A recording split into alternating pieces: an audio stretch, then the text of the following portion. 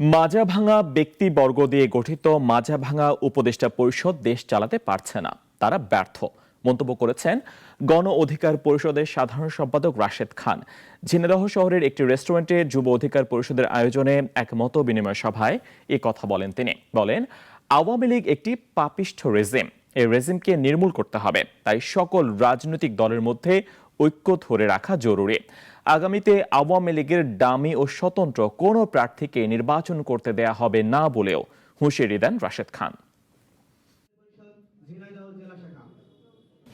আওয়ামী লীগের কেউ ডামি মামি স্বতন্ত্র নামে ইলেকশনে অংশ নিতে পারবে না।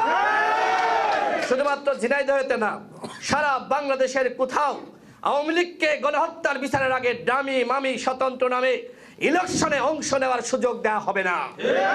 এটি গণ অধিকার পরিষদের স্পষ্ট ঘোষণা।